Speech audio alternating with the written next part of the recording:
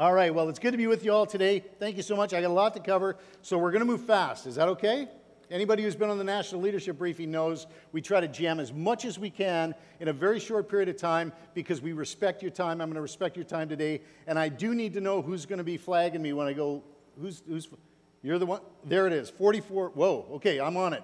All right, if you do not remember a single thing about what I say today, in your kits, we have provided you with this tiny little card, and everything that matters about what I'm about to say, you can find access through our website and on this tiny little card in your kit.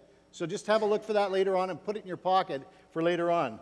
And like I say, I wanted to cover a lot in a short period of time, but I'd like to think that this is the beginning of our relationship. If we are not already in relationship with anyone in this room, then know that that is something that I really, really, really want to do. And I really am excited about the possibility of getting into a relationship with you over a long period of time. I'm also going to do something that I don't do very often, but I want there to be no surprises for you today. I'm actually going to show you the very last slide of my presentation first. So you know that as you know, I'm not taking you any place dangerous or like manipulative or anything. I just want to show you what the big crushing end is. Are you ready? All right.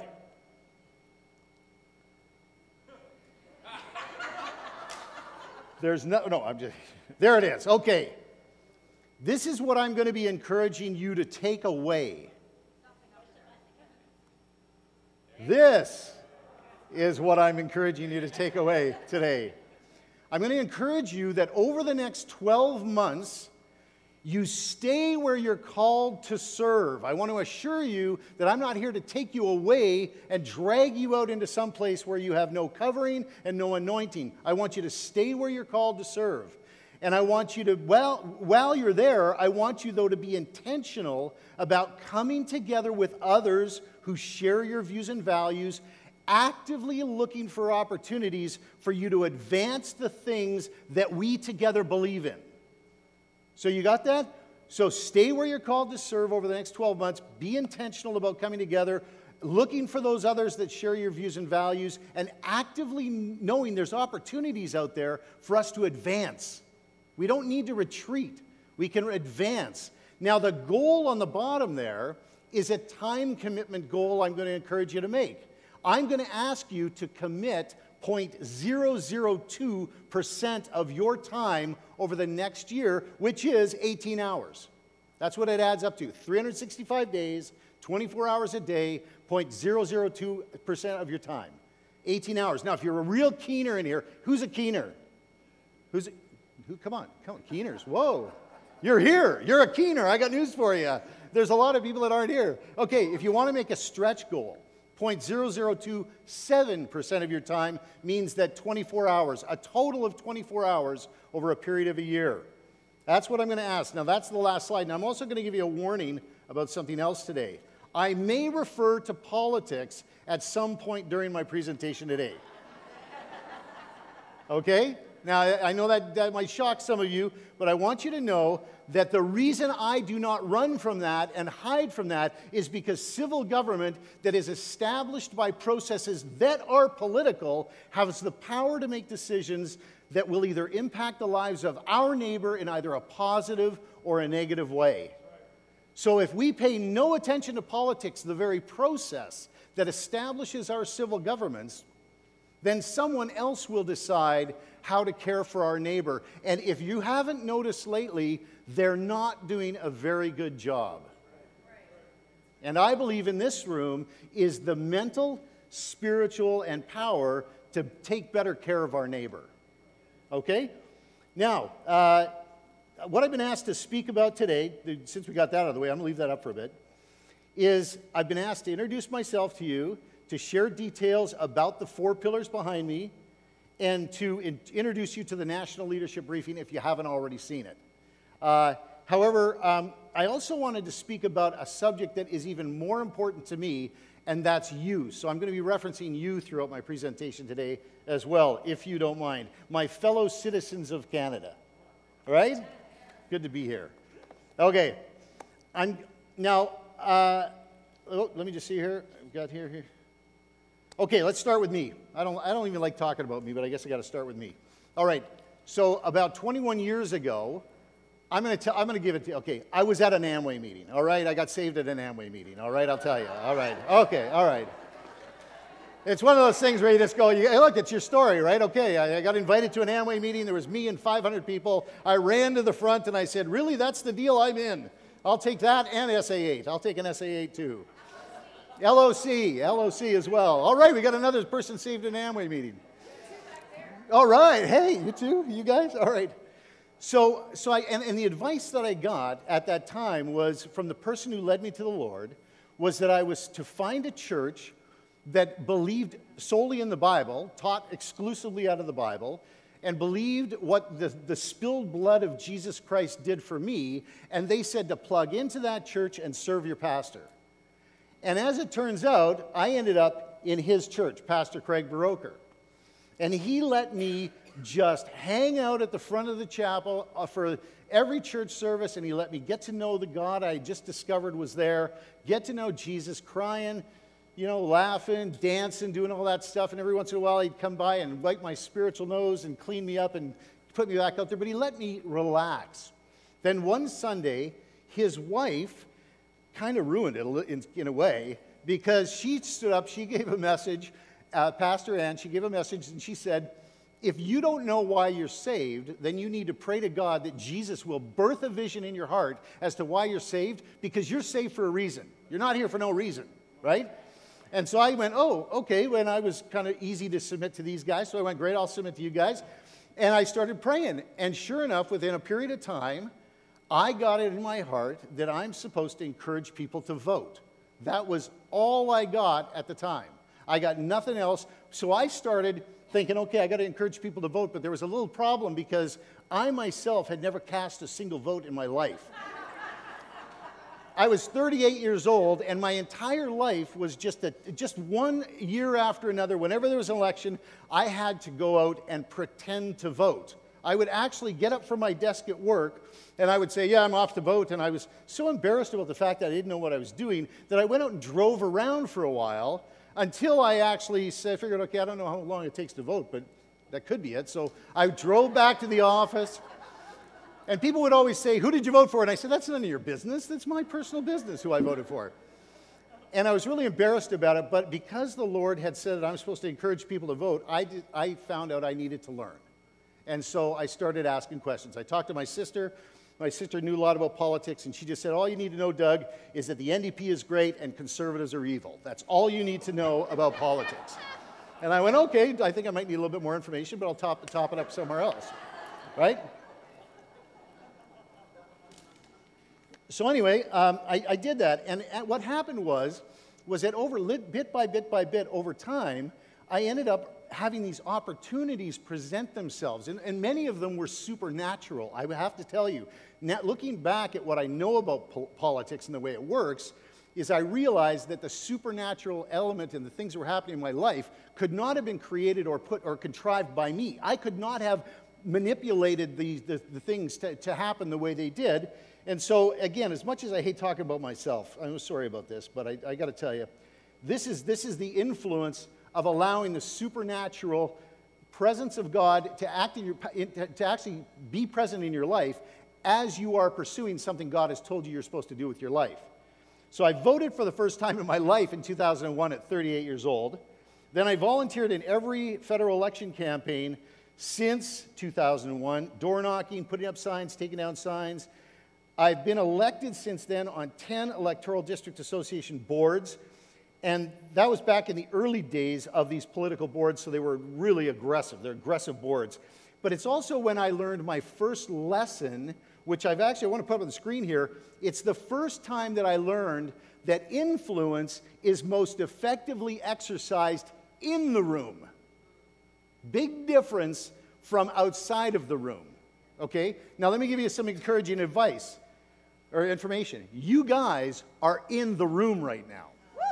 Doesn't that feel good? Doesn't that feel good? You guys have an influence. And think how I feel. I'm standing up here in front of all of you, and I'm inside, my heart is pounding out of my chest because I actually am influencing you. I hope I am anyway. This is where the influence happens. I'm happy to be in the room. Okay, then I chaired 16 electoral district association committees. Over the past years, I've been elected and served as Preston Manning's, Stephen Harper's, and Stockwell Day's Riding Association president. By the way, it's a funny story. When I first got elected as Preston Manning's Riding Association president, the very first time I met him, he looked at me right to my face and he said, "You really have no clue what you're doing, do you?" And I said, "No, sir, Mr. Manning, I have no idea, but I'm excited." And like God had put me in this place where I should never have been. Like I had no right to be there. I was selected and served on the National Policy Committee that helped to merge two political parties, the Alliance and the Progressive Conservative Party. In 2008 and 2011, I managed the campaign for two different candidates who went on to serve as members of Parliament, and I began to encourage others to get in the room with me. That's where things started turning around, because I was in the room, and I said, "Can I bring a friend? Is it okay if I bring someone to the next meeting?" Sure enough, I was, hey, you know what, is it starting to sound like I was at an Amway? I was born again at an Amway meeting, right? It sounds like Amway, doesn't it? But it kind of is, I guess. That's how it works. So I've been elected and attended 5 political party policy conventions as a voting delegate, 4 times chairing a delegation with citizens whom I helped get in the room. In 2006, I was hired as an employee of the House of Commons and served 5 years as an executive assistant to a federal cabinet minister, and that's when I was invited to join the board of Canada Family Action. So all of a sudden, from learning how to vote, I'm now like on the board of a national citizen action organization, which a very short time later, the director retired or went on to something else, and they'd asked if I took over the organization. That's how I ended up as the president of the organization. And then I met Marilyn Jones. That's kind of what happened. Yeah, I'm pretty fired up about that too. And the way that happened is that I found an old VHS tape in my office from the previous president of the organization. There was a VHS tape. And I found this old TV, this little TV, and I plugged it in, and it was a conversation that Jerry Falwell was having with the previous president about telling the story about how the moral majority was formed. And so what I did was I just said, that's got to be an interesting story, because I mean, look at, these are two heavyweights talking in a room. So I just typed out every word, studied it, and I studied it and studied it, and they talked about them rallying around these 4 pillars, these 4 things that they were doing. And I looked at the organization Canada Family Action at that time, and I said, are we having the same kind of impact as Jerry Falwell's moral majority? And I was quite obviously the Tommy 2 train up against the grand locomotive that was the moral majority. We are tiny and ineffective, is what I determined. So I stopped everything in the organization, and I said, I'm going to start asking the people that we're serving what's important to them, because clearly they don't want to talk about what we're talking about, so because we're ineffective. So I started surveying. I said, shut everything down. Stop the fundraising. Stop doing it. Stop sending out the newsletters. Hit the brakes on everything. Everything stopped, to the shock of my board. And I said, I'm just going to survey it. In the fall of 2000, and this is the exciting part. In the fall of 2016, I started asking the questions, what's important to you? And this is the 4-pillar story that I'm about to tell you now. Now, I'm going to read this because I want you to know something about the 4-pillar story. It's posted on our website in a downloadable format for a reason. It's posted on the website and written in very plain language because it's something that you can share with other people, right? So listen to this story. The surveys that we sent out asked questions about what the faith community leaders believed were the issues and challenges they were facing in their communities. What were their priorities? What was important to them? One important part of the surveys was that faith leaders would share their feedback on issues that they felt completely comfortable discussing with their church families. That was important. And to others within their own sphere of influence. The survey process also asked that the views on the issues that were being brought forward could also be communicated using secular language. No Christianese, no Jesus said. It was all secular language. Especially to those people who weren't familiar with church life, or to people who were outside of their sphere of influence. Well, the responses were overwhelming. Human trafficking, prostitution, pornography, euthanasia, marijuana, abortion, polyamorous relationships, education, freedom of religion, child protection, gender theory, debt and taxation, what a list, eh? Were just a few of the issues identified. Anything and everything that you could imagine was now coming back in the mix of the data that we collected. But here's where something really interesting was noticed on my desk at my office, which, by the way, was really quiet at that time because I had shut everything down. When you stood back and you looked at all of these issues and points of view, one on these individual issues, and the way they were expressed, they could be categorized into a few silos or groups. The issue of prostitution law, for example, was often expressed as a concern for vulnerable young women and girls. And when you looked at another issue such as abortion policy, the very same concern was expressed for the well-being of women and young girls. Another example, common concerns related to the future of our children were clear when you held up an issue like education and parental authority against the issue of excessive government taxation and debt. A common concern was expressed in both for our children and future generations and the negative impact that these challenges would have on families. So ultimately it was discovered that virtually all of these issues and concerns expressed in the survey results could be reduced down and filed into one of 4 silos, or what have come to be known as pillars. The first pillar, and the single largest issue that was expressed as a concern by far, was that parents have the right to raise their children the way they want.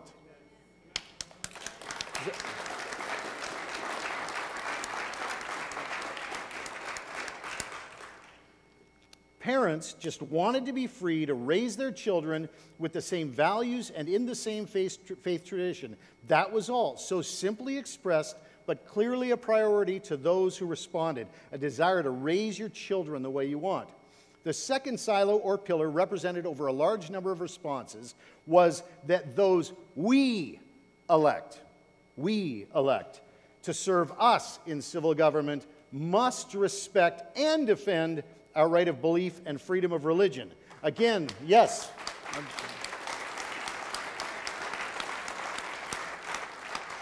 Again, so simply put, but of such great importance to those who participated in the surveys. And it was interesting that leaders really felt that those elected to serve us must respect and defend our right of belief and freedom of religion. Not should, but must. It was a non-negotiable point. In other words, it's not okay for an elected person to sit in their seat in the House of Commons while we are being attacked for our right of belief.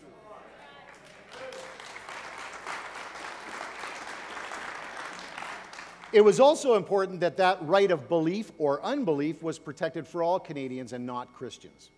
Our community wanted to ensure it was protected for everyone.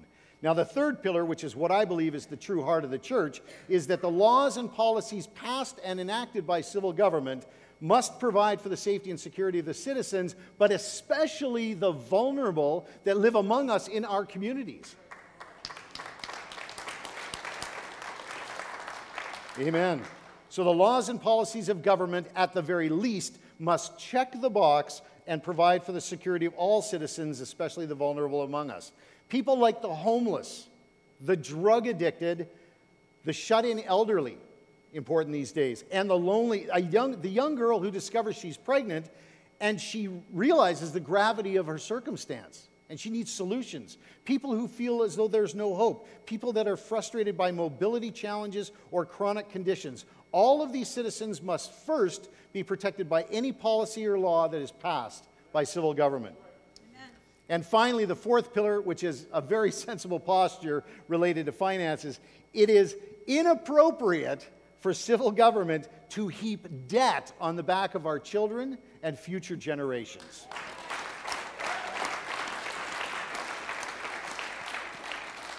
So the government spending money today, calling it an investment in our children's future, when what it really is structural debt that carries an interest rate long into the life of your children, is unacceptable fiscal policy. Buying things today for us that our children are going to have to pay for later is unacceptable flat out. And that was it. Those are the 4 pillars. Let me quickly summarize. Okay, that parents have the right to raise their children the way they want. that those we elect to serve us in civil government must respect and defend our right of belief and freedom of religion, that the laws and policies of civil government must provide for the safety and security of the citizens, especially the vulnerable among us, and that it is inappropriate for civil government to heap debt upon the backs of our children and future generations. These are the 4 pillars, and these are the things that we focus on entirely in my organization, is advancing these principles. These are the principles that we encourage churches to teach on. These are the lessons we encourage moms and dads to share with their children, and these are the values that we share with candidates and politicians when they ask us for our support. It is all because it is these things that you told me were important to you. These are your pillars. These are your pillars.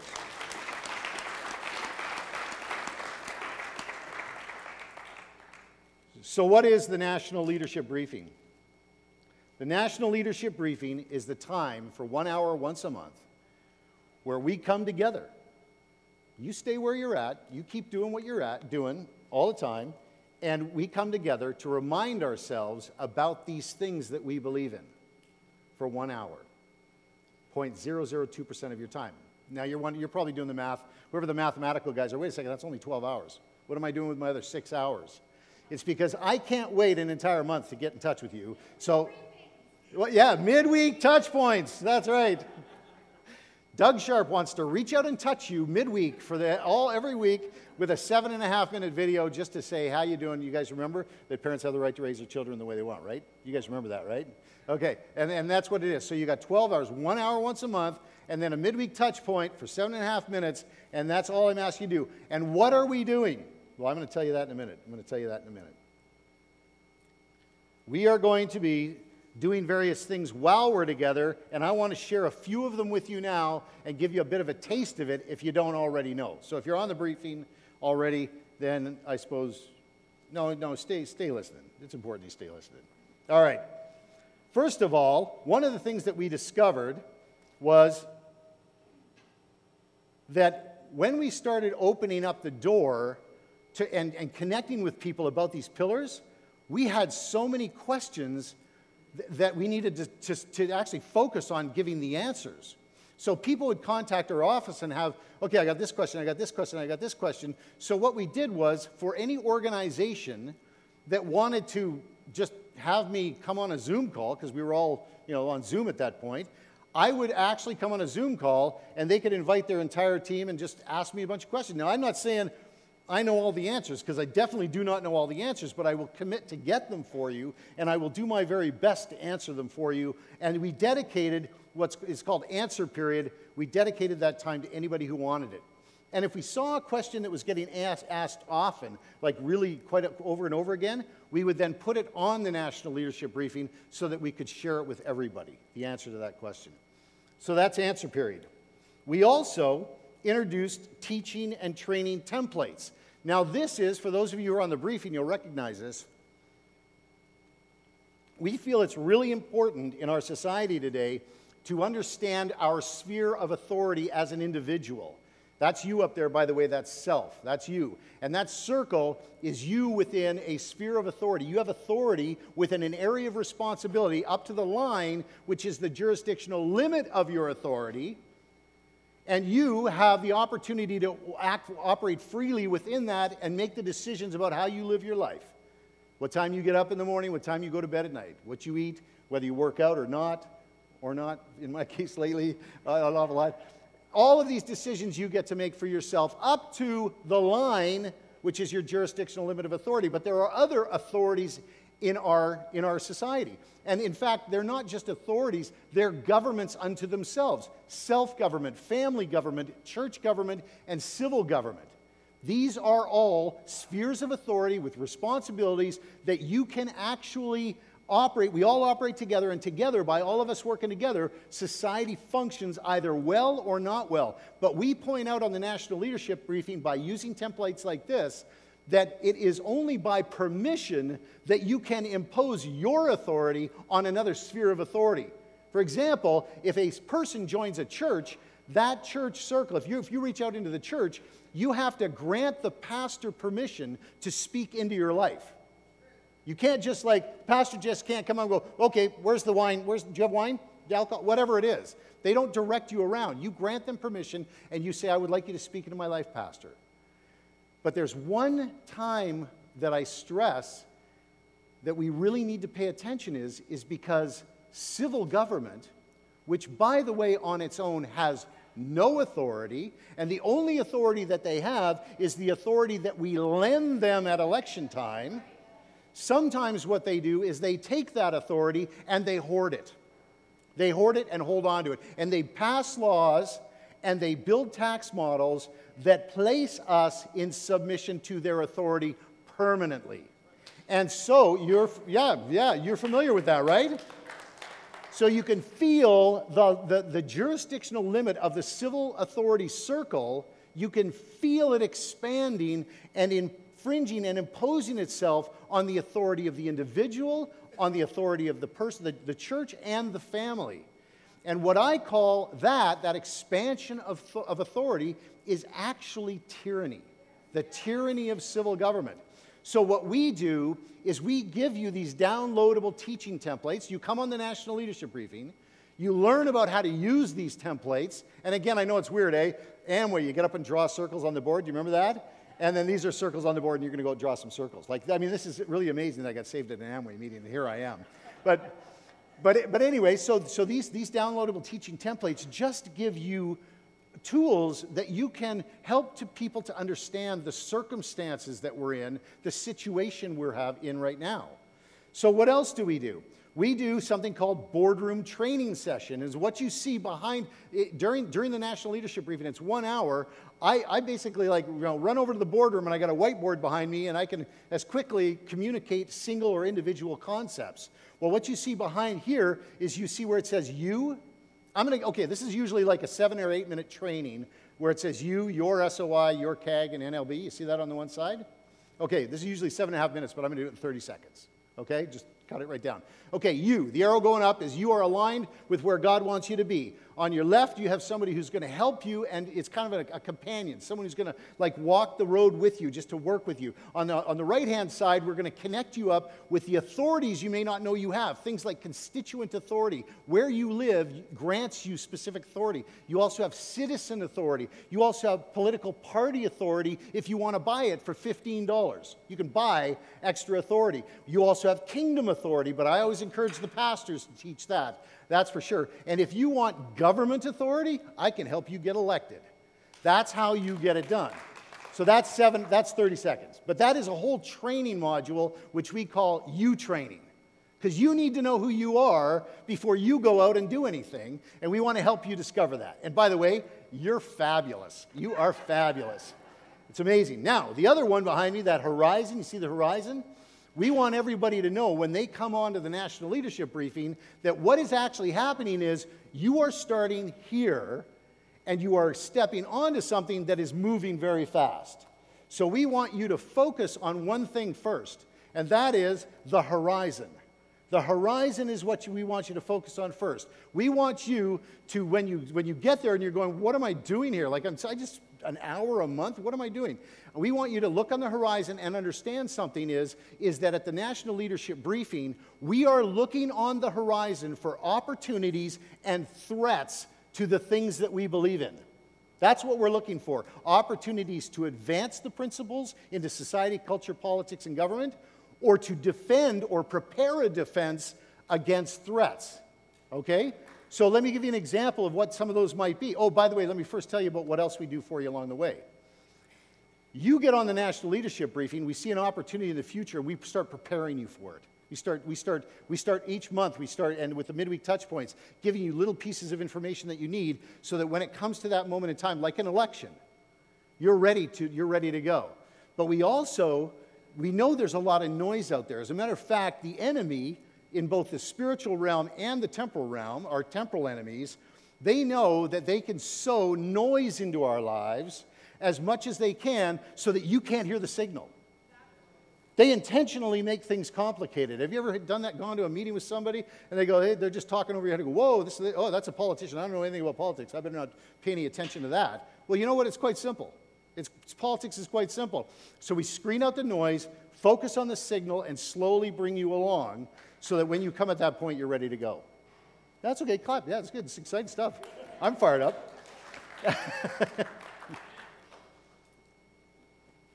Now, we also, when we see a threat, we also know that the story that you hear when you're out there alone and you're not plugged in is that euthanasia is a good thing, because you know what? People are really in a lot of pain at the end of their life, and they need to get they needed that out. They need that ability to make that decision, autonomous decision. And so we had to fight against the lack of understanding of what euthanasia is, and we had to, over time, slowly educate people. So we launched a campaign called Say No to Euthanasia. Positively expressed. By the way, we're not out there all the time saying we're against this and we're against that. You're going to find out pretty quick, I'm way too fired up to be the no guy. But I will be the no guy, the K-N-O-W guy, right? So I will be the guy that says, hey, look, let's understand what we're talking about here over time, because you want to know what's going to happen is they're going to gradually, over time, remove more and more safeguards of euthanasia, and we're going to have more and more euthanasia happening out there, and we got to start protecting ourselves. So what I also do is I give you tools. And this one tool, I don't know if you can read it with the small print there, but this is just one checklist of 27 gaps in protection that we found between the federal legislation, the provincial legislation, and the provincial colleges and surgeons regulation on euthanasia, where people can get killed prematurely. So the one thing that is not present, for example, is with euthanasia, I don't know if you know this, is that there is no requirement for there to be a complete set of regulations from the beginning someone initiates the process to the time of death. That doesn't exist anywhere, and you would think, wait a second, we're talking about giving someone else the right to remove you from the planet. I think we want to have this kind of ... right? It doesn't exist. The requirement for there to be a home visit, to check, I mean, the requirement doesn't exist. They don't have to come to your home and make sure that you don't have some evil grandson hanging over your bed going like this, I can't wait for the inheritance, you know? And that's tormenting you daily. Or maybe you just have pain or chronic conditions that a palliative solution might be provided. So we educate gradually. Now that threat, I'm going to tell you about the constant removal of safeguards from the current euthanasia regimen here in Canada. That threat is ongoing. So we are always adding to your understanding and knowledge of euthanasia, and we do it in small bite-sized pieces. This is another good thing. I don't want a lot of your time. I only need 7 minutes. You give me 7 minutes and you're going to know more than most people out there. So this is what we deliver it to with that. Now, we also activate ourselves. Oh, wait a second, is that a political party logo? Hold on, no, calm down everybody. We're nonpartisan, I got to tell you that. We also provide solutions for political challenges that we're having. Now, I want you to take a look at that address there. It says conservativeupdate.com. I'm using that as an example. We own all the updates websites, liberalupdate.com, we own the ndpupdate.com, blockupdate.com, ppcupdate.com, and truenorthupdate.com. Hey, truenorthupdate.com. Boy, I had to get that quick because it was a... Anyway, so what we did was when we saw a political challenge, we knew we wanted to be able to provide you with information as well. So the update websites are so for you to, instead of stepping on to the Conservative Party of Canada website and receive all the spin and the noise and the hype, we wanted to provide for people in the faith communities the information that they needed without any of that. Just get the real information and screen out all the rest. So we also have, like I say, liberalupdate.com, and that's coming soon, because why are we working with update websites? Is because we're working to advance these principles into all the parties. So why would we leave the Liberals alone? They could use a little better understanding of parental authority. Don't you think? They could probably use a little fiscal restraint understanding right now. So that's what we're doing. Now, I want to give you an idea as to something that you can share yourself to help encourage others to come and join us. We try to give you things in your hands that you can share that are attractive and that you can encourage people to use. Let's have a look at this. Let's try this out.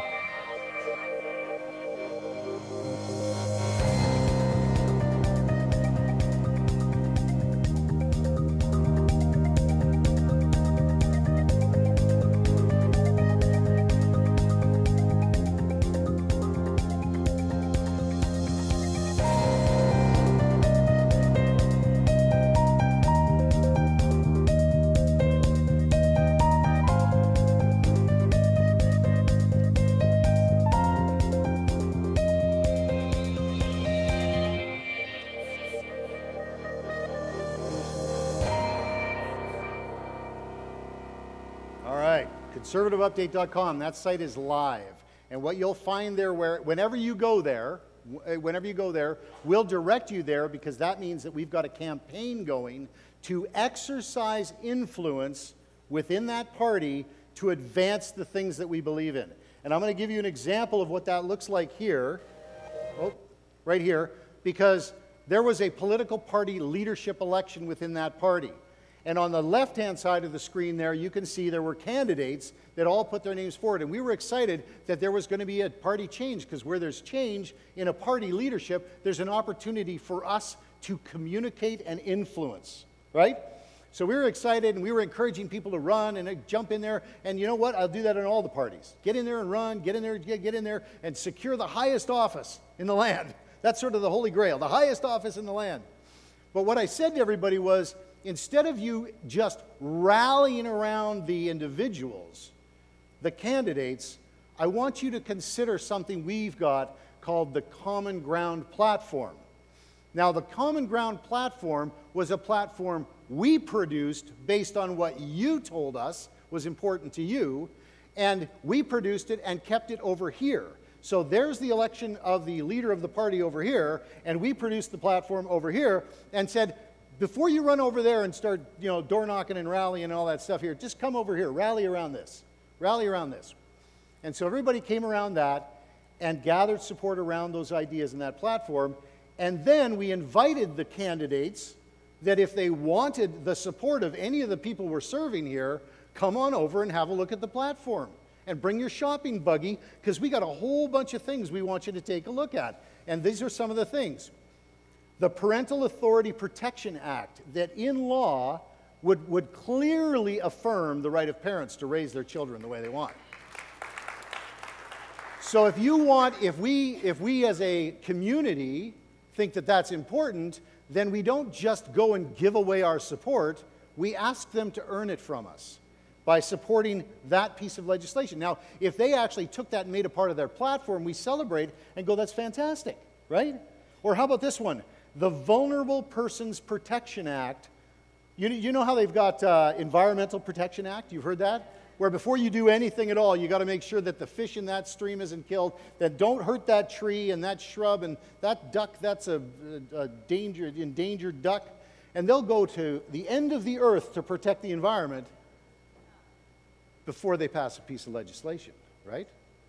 But we wanted them to do the same thing for vulnerable people. That before you pass a piece of legislation, that you provide for us proof that it is not going to harm vulnerable people in our communities. That's the Vulnerable Person Protection Act. The Child Protection Pornography Act. I mean, they're all the things. I'm running out of time here, so I can't stay too long on that. But that Common Ground platform is a platform we're always developing within all the parties. Come and shop it.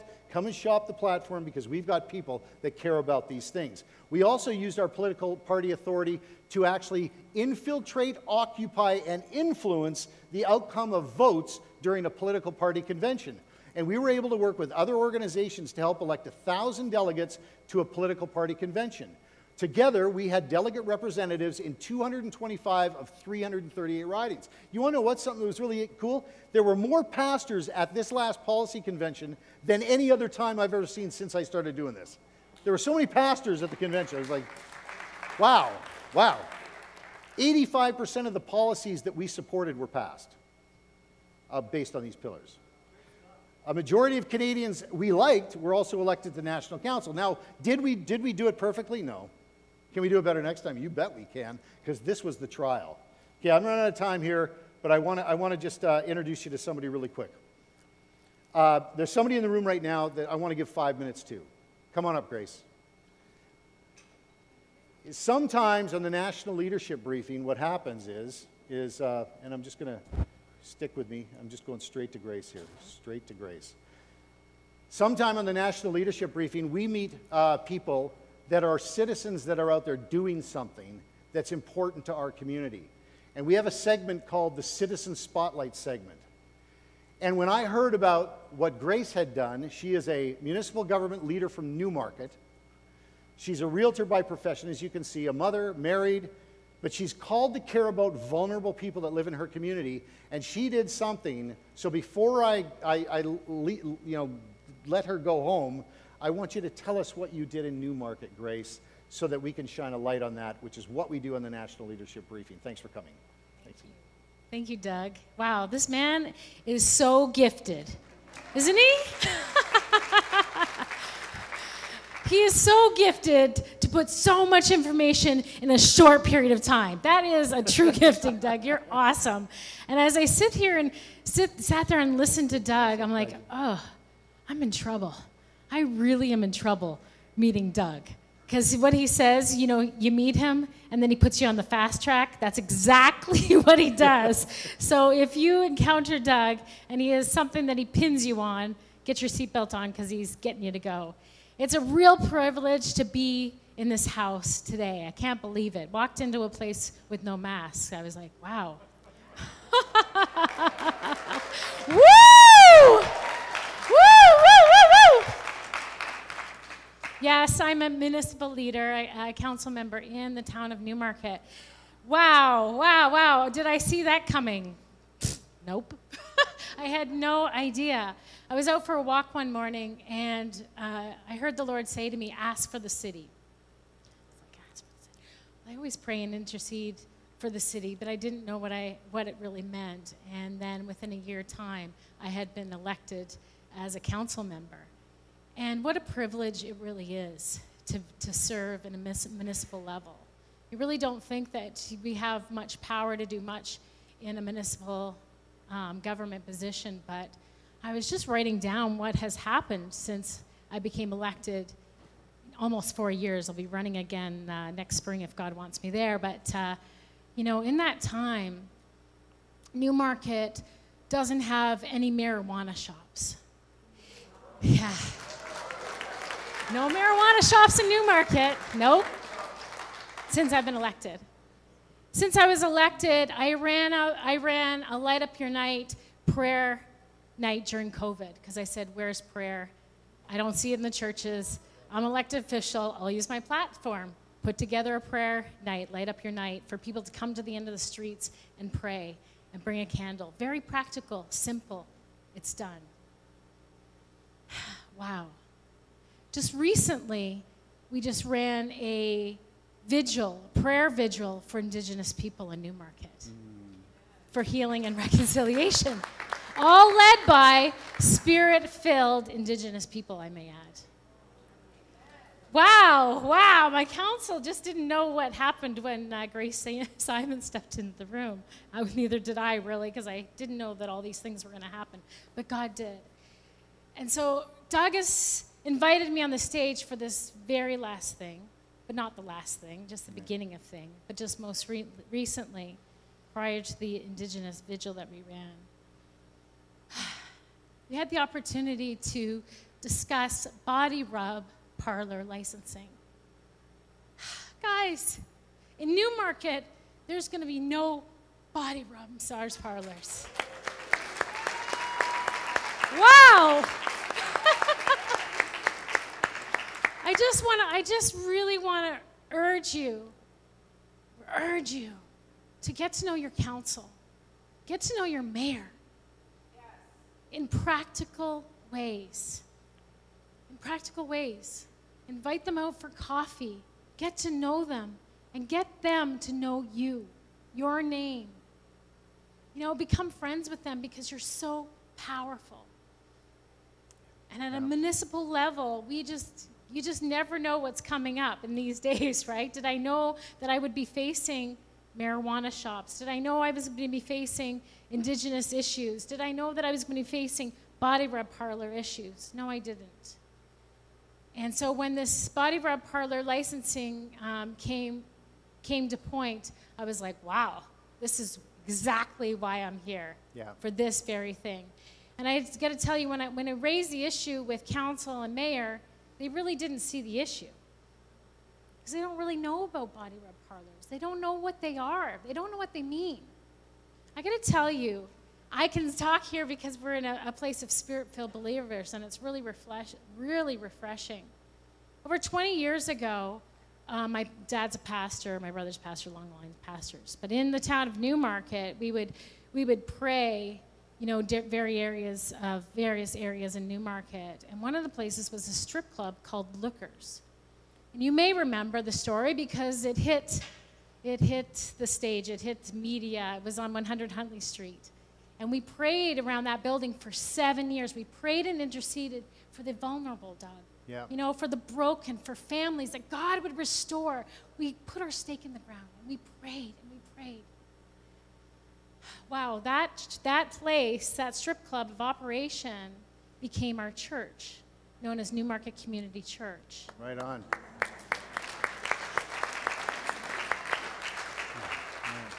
It is now called Alive Church, but, you know, we closed that building. Our transaction closed on October 31st.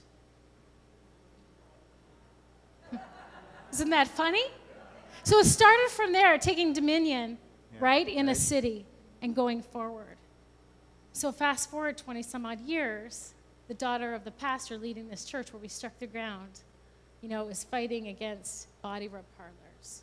And it really, I just presented it in a very practical sense, that we need to uphold righteous businesses. We want to take care of legitimate businesses in our community to keep our community safe. That's really the angle that I approached it, at a very practical sense. You know, to be a lawyer, to be a doctor, to be a realtor, to be an insurance broker, we have to be certified, right? We have to pay money, we have to go through an education. A massage therapist, you have to be certified, right? In Canadian education. And so we approached this issue at a very practical level, that if you're going to operate a business, a massage business in your community, it needs to be legitimate. It has to have legitimate workers that have legitimate certification through Canadian education. Yeah. And so we approached it very practical. We don't have to come in with our torches and our pitchforks about these things. We really just need to be practical. And so that's really what we did. We approached this with a practical sense. So what I need to say is, get to know your council, get to know your mayor, build relationships, know your advocates.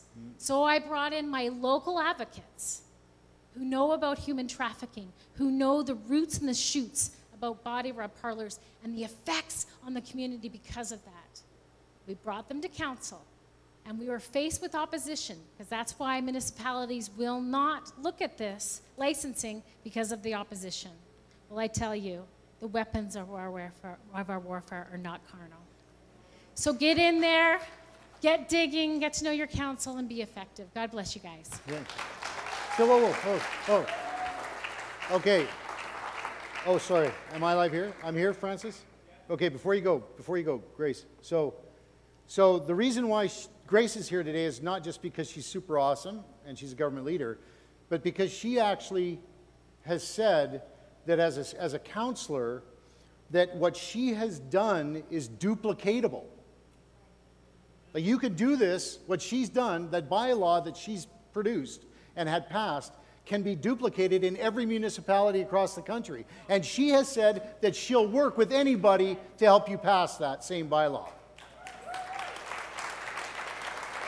So not only is she super cool, but she's also willing to serve others to accomplish what she has proven is already able to be done. Okay? So this is what Citizen Spotlight on the National Leadership Briefing is all about, is we shine lights on people like you, because not only of what you've accomplished, but because what you're willing to do for others. Thank you for so much. Okay, now, remember that first slide that I showed you was the last slide? Do you guys remember what that was, right? Okay, let's just take a look and make sure we get there. Here we are.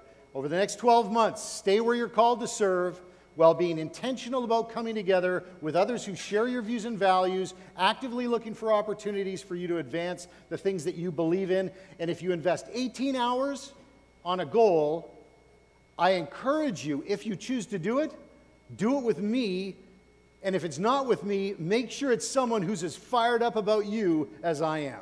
okay? Make sure that if it's not the National Leadership Briefing that you're registered for, that's investing in advancing these things, make sure that they are as excited as I am about you. Okay.